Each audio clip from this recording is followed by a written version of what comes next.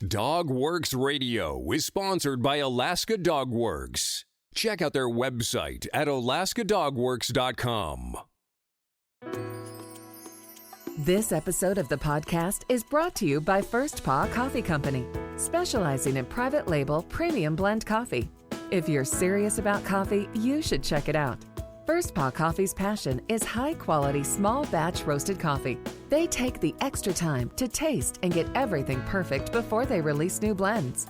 They aim to bring you a cup of happiness each time you pour yourself some coffee. Find out more at ak.dog/free and enter for a chance to win some First Paw Coffee prizes, a book from our collection, and tote bag. One winner will be selected at random each month. That's ak.dog/free. The Dog Driver Show is brought to you by Dr. Tim's Pet Food, makers of such foods as Momentum, Fusion, Glacier, and Pursuit Athletic Dog Foods. Dr. Tim's has fed 5 of the last 8 Iditarod winners and some of the fastest sprint dogs on the planet. Dr. Tim's, a food for success. From First Paw Media, sponsored by First Paw Coffee Company, this is the Dog Driver Show. Visit our website at dogworksradio.com. Now here are your hosts, Robert Forto and Kurosh Parto.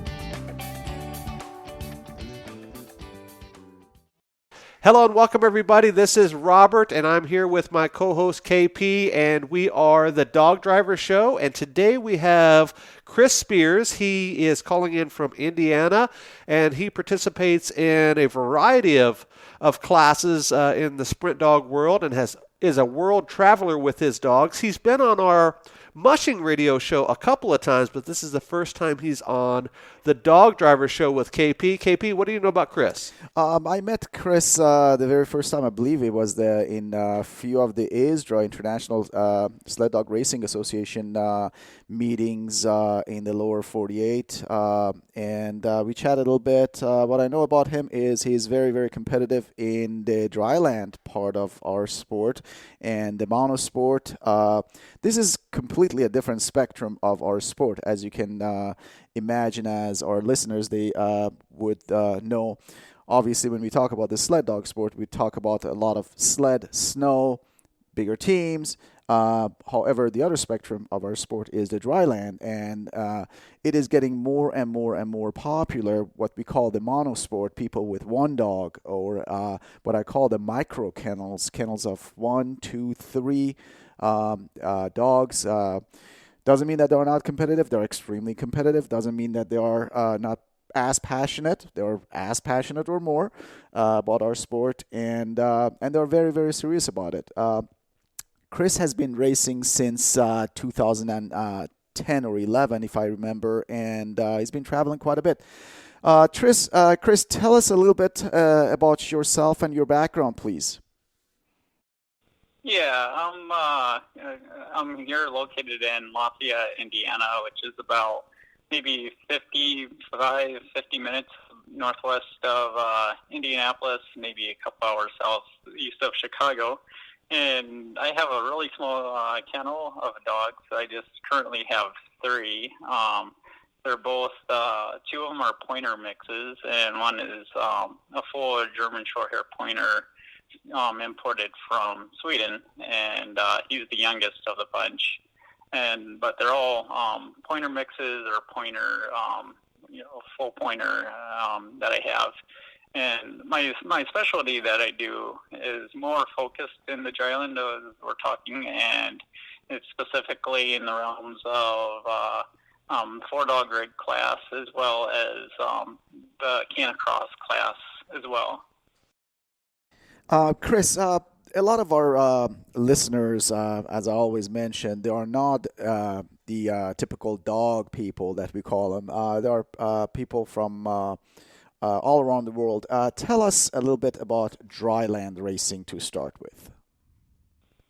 Yeah, so Dryland racing is mostly it's just all under primarily, and for our season we race here in North America primarily in the fall season as well as in the spring season when there's no snow, but yet it's still cool enough.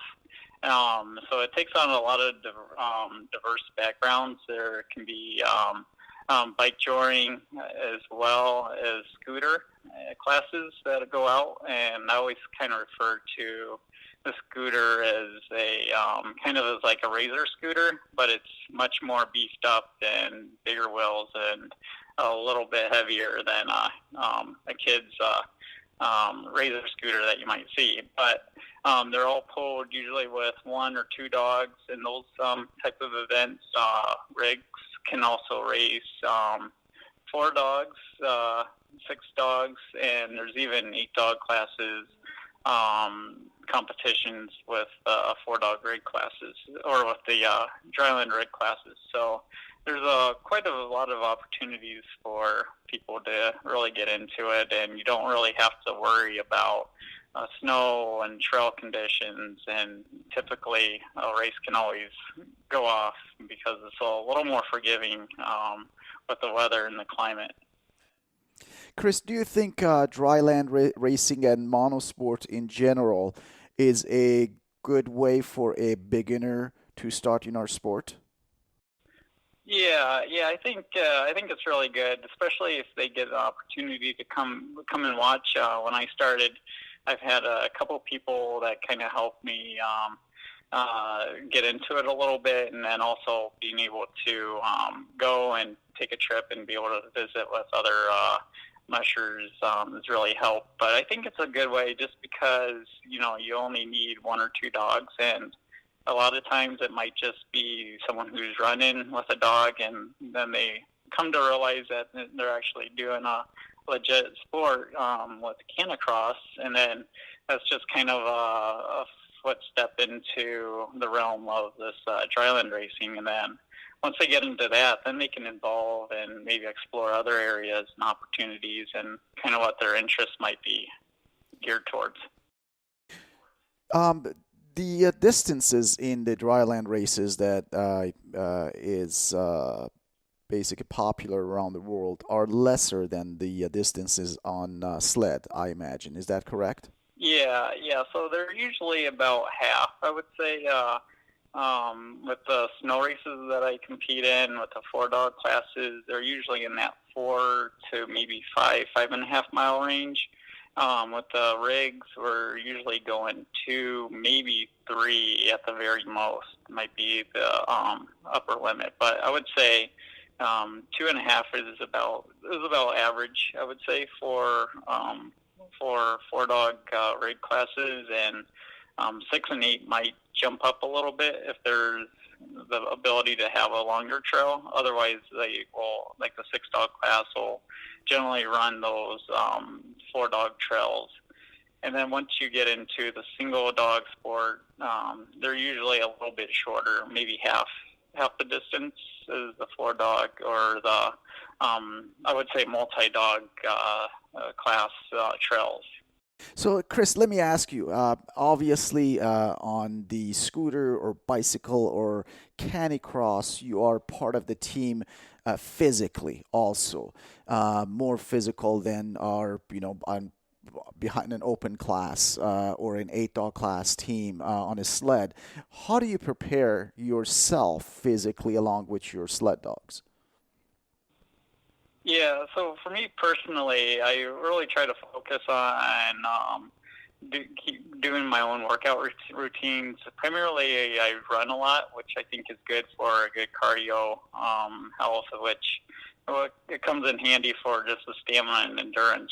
Whether you're running with a canicross or if you're biking. I've done some bike touring before, and then also doing some kicking and just kind of helping the dogs go up hills and stuff like that.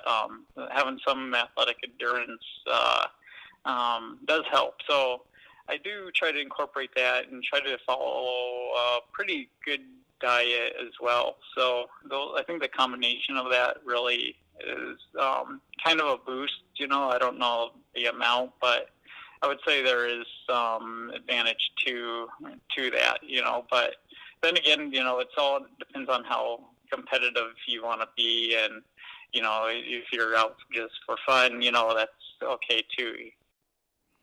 I believe that that part of our sport, Dryland Canicross, is as competitive as the sled part of it. A few months ago, we talked to one of the Canicross champions in the world, actually, Anthony Lemoine from France, and he's actually a professional Canicross racer, and he travels all around the world, does a lot of talking and does a lot of traveling. Chris, you've traveled also around the world, actually, racing your dogs. Tell us a little bit about your experience and what have you done internationally. Yeah, so my first World Championship was back in 2015, and I was selected to race in the Canicross class as well as the four-dog rig class.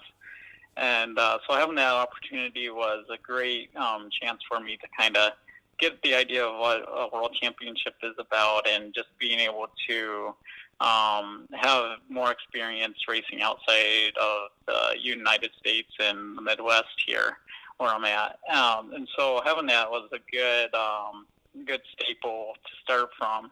And then 2 years after that, back in 2017, I was had the opportunity to represent the U.S.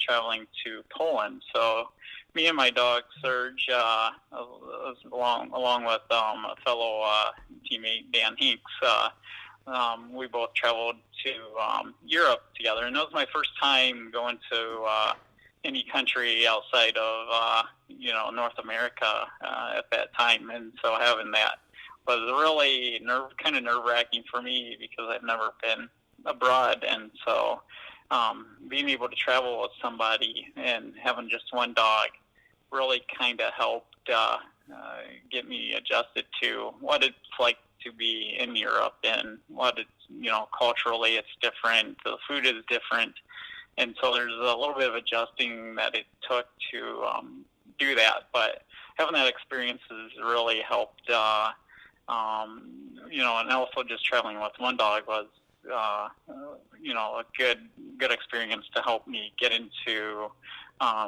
thinking about going to the 2019 World Championships in Sweden, and so going there was a whole new set of difficulties and struggles, and I think a lot of it was because there was also the Latvian Open event going on in Latvia. I decided it would be, since I was in Europe already competing, I could compete at the next event the following week. So that took a lot more strategizing, a lot of more luck, and trying to overcome obstacles that were associated with trying to figure that out. But eventually we got through, and we were able to compete in those two different countries this past fall. So it was a really, really great opportunity, and a lot of good and memorable experiences, and meeting new people from Europe as well. That's actually the question that I have for you. I've raced overseas in Europe many years, in lower 48, and all around North America and Canada also. And you said meeting new people. That is important. Meeting new people, did you learn new tricks, new techniques, new ways of running your dog? Yeah, things were, what was really interesting is actually a couple of things. One was back when I was in Poland, one thing I noticed is that some of the teams that had maybe larger teams, but they're not really into chaining dogs up to like a vehicle, say. So here in North America, in Canada, we see a lot of dog trucks, and over there there's more vans. There may be more other logistics to why that's so, but I saw a lot of more free roaming dogs that were within boundaries of maybe a small fence, temporary type of fence they could set up, and having that really kind of showed me how relaxed the dogs were able to kind of run, stretch, and do their business before they were ready to compete. So that was something that really stuck out with me, and I have never tried it. I'm not sure how well that would work around here at some of our races, but it seemed like a really, unique thing that they some Europeans did over there. Another rule that I found is being able to soak a dog down. As of course with Dryland, we always get in those temperatures where they can be kind of iffy at times, to say the least. So being able to soak a dog down before and after is typically what a lot of people will do. And over there, their rule was to just do their bellies and not to wet their backs at all. So that was a rule that was being upheld at the World Championships. And I guess there was some science to it being more advantageous to cooling a dog, but those were just like a couple things that really kind of stuck out in terms of dog care and the like. So when you're traveling, Chris, and I have asked this question from many of the people who are traveling internationally, for your equipment and also for your nutrition for your dog or dogs, what do you do for your scooter, bicycle, your dog food, vitamins, dog dishes, bowls, and all of that? How do you organize all of that? Taking dog food was one of those, I wasn't really sure how the rules were set on those, but essentially I was able to pack a suitcase that was dedicated primarily for dog food and maybe a couple other lighter equipment because, I had to be able to have maybe like a little over 2 weeks worth of dog food to accommodate my travels. So, and so being able to have like a 40-pound bag of dog food and maybe another 15, 20 pounds was really important because you don't want to stray off what the dog's diet is going for. So, and then I also had some other dog treats for him as well, but the main focus was just that kibble and having that kibble, and then also some, added nutrients for them as well. And so being able to try to downsize and estimate what I needed to fulfill a trip was a little, but without overpacking, was kind of a scientific method, I guess, and just a lot of planning is part of my packing. What about your rig or your equipment, your harnesses, lines, bicycles, stuff like that?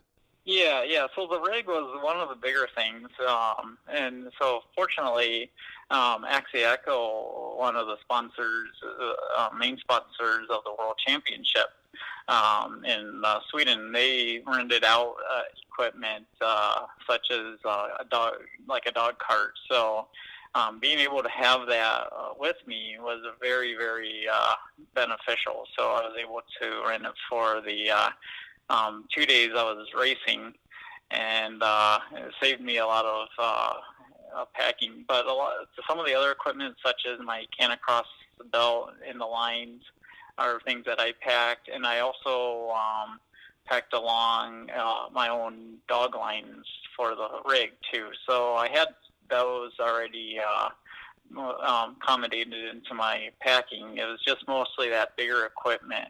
And also going into Latvia, I was trying to source a rig to be able to use over there when I got there. And fortunately, I was able to connect with a few people, and I had some Russian friends that I made friends with, and they were able to bring me a rig to use. So I was able to kind of try it the day before, just kind of kicking it around a little bit, or right before I was competing. So I took some time on both the rigs just to get the feel before I actually took it on the race course.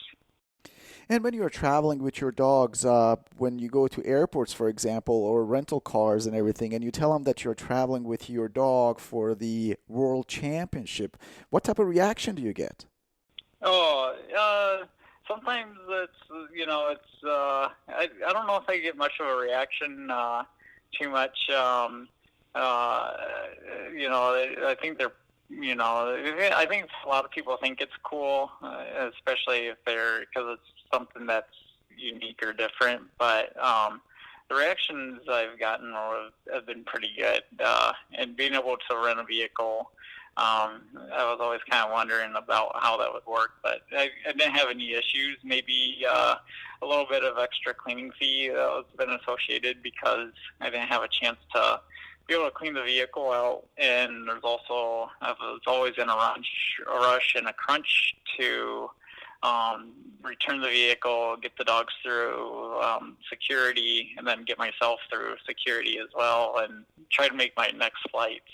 Chris, as you know, the dryland sport in the United States is not as old as what we had in Europe. Heck, when I started in 80s, I was doing bike touring in France. However, this is newer in the United States. How do you compare the level of competition in the United States and in Canada to what they have going in continental Europe and Scandinavia? Yeah. I think Europe is a lot bigger. I think with than here, Europe versus North America.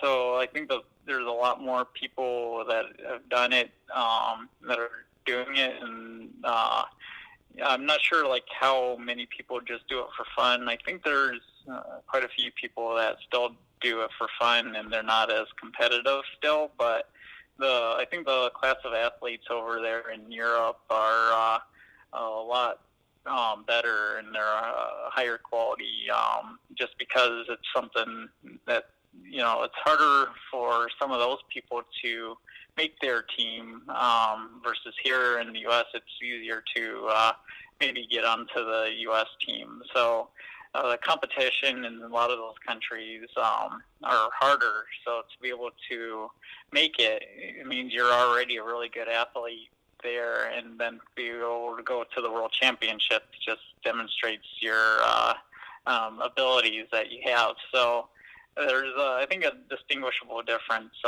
in athleticism, and I would say that's probably one of the bigger keys. And you see a lot more, I would say, the pointer types that are there too, but it's not to say that they're not here as well. Racing is also. So some of the dogs might be more available over there that may not be as available, but there are still opportunities here too. So I think it's just the culture of the sport in Europe is much more developed. As I said at the top of the show, you've been on our sister show, Mushing Radio, a couple of times, and it's fun to see how you've progressed over the years. I think the first time you were on was 2017, 2018, and it's always interesting to hear your stories. Chris, typically on this show, we ask the same question. We ask our guests to give advice, but we also ask the question about how different things out of our control are going to change the sport of mushing. And you happen to be the first guest that we've had on since the global pandemic, and we have a few episodes to record in the next few days after a couple of months of hiatus. So my question to you and for the next few guests is, how do you think that this global pandemic is going to change the sport of mushing, maybe this year or in the coming years? Yeah.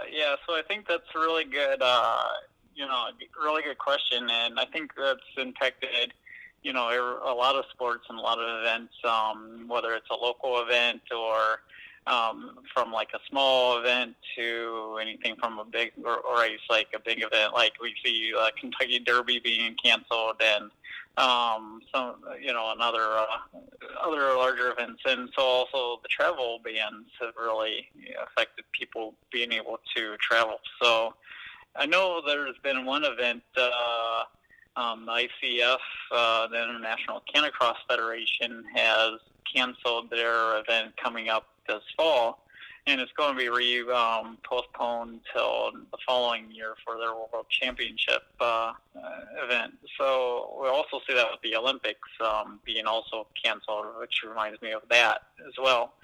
So it's good that it gives the opportunity for athletes to be able to still compete, but it's kind of, in a way, a disadvantage that you have to wait, for another year to be able to put that skill to the test, because then you're older, your dog might be older for us, and so it kind of gives a new wave of people to come in and also gives them an opportunity. So I guess in a way it can be good as well. And I know I was looking at getting another pup, and the situation with this virus has kind of affected that a little bit, but there's still, I think, opportunities for it. So the virus, I think, has affected the sport, I think, fairly much, quite a bit, and our spring races have also been canceled, and as well as events up in other parts of the world too have all been, I think, primarily canceled. So there's a couple of virtual ones. So I think people are trying to adapt and trying to come up with opportunities, but it's still not the same when you can have that camaraderie, not only with your dogs, but also with fellow mushers, and being able to see them and meet up with them, both old and new alike, Excellent. Thank you for sharing. KP, what else do you have for Chris? No, I just, Chris, wanted to thank you for the time you spent with us this morning and sharing some of your experience traveling overseas and competing in the Dryland events around the United States and Europe.